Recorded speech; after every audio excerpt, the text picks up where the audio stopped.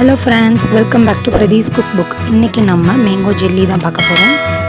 Fresh mango வச்சு இந்த jelly பண்ண போறோம். அதுக்கு முன்னாடி நீங்க நம்ம சேனலுக்கு சப்ஸ்கிரைப் பண்ணலைனா பண்ணிட்டு கூடவே பக்கத்துல இருக்க பெல் ஐகானையும் பிரஸ் பண்ணிடுங்க. வாங்க நம்ம வீடியோக்குள்ள போகலாம். ஒரு பெரிய மேங்கோ நல்லா பழுத்த பழமா எடுத்து இந்த மாதிரி கட் பண்ணிக்கலாம். இப்போ நம்ம இது ஒரு பேஸ்டா தான் அரைக்க போறோம். ஒரு 1/4 கப் அளவுக்கு தண்ணி விட்டு இது நல்லா மையா அரைச்சிக்கலாம். இந்த அரைச்சி எடுத்துகிட்டு வந்த பேஸ்ட்டை ஒரு ஃப்ரை பேனில் ஆட் பண்ணிடலாம்.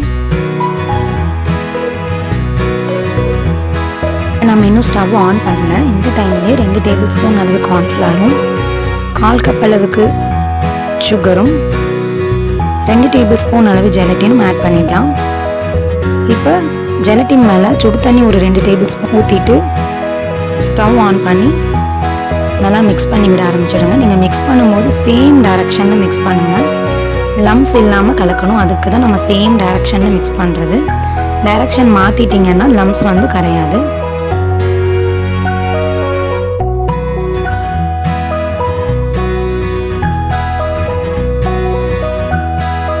ஒரு 5 நிமிஷத்துலேயே இந்த மாதிரி ஒரு திக்கான கன்சிஸ்டன்சிக்கு உங்களோட ஜெல்லி மாறிடும்.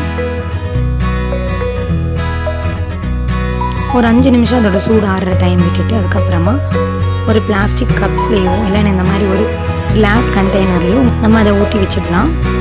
இது ஊற்றி வச்சதுக்கப்புறமா நான் 4 hours ரெஃப்ரிஜரேட் பண்ணியிருக்கேன். 4 hours கழித்து நம்ம இதை எடுத்துகிட்டு வந்திருக்கோம்.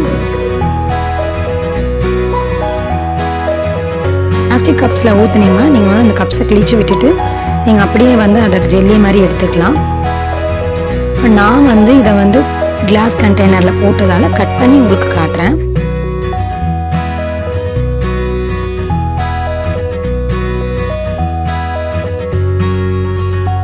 இப்போ இதை நம்ம டெசிகேட்டட் கோகோனட் கடைகளில் கிடைக்கும். அதை வச்சு இந்த மாதிரி கோட் பண்ணிக்கலாம். அவ்வளோதாங்க, சூப்பரான ஒரு மேங்கோ ஜெல்லி நீங்களே உங்கள் வீட்டில் ரெடி பண்ணிடலாம். வீடியோ பிடிச்சிருந்தா உங்கள் ஃப்ரெண்ட்ஸ்க்கு ஷேர் பண்ணுங்கள், லைக்கும் போடுங்க. இது வரைக்கும் நீங்கள் நம்ம சேனலுக்கு சப்ஸ்கிரைப் பண்ணலைன்னா மறக்காமல் இந்த சப்ஸ்கிரைப் பட்டனை கிளிக் பண்ணிவிடுங்க. தேங்க்யூ ஃபார் வாட்சிங்.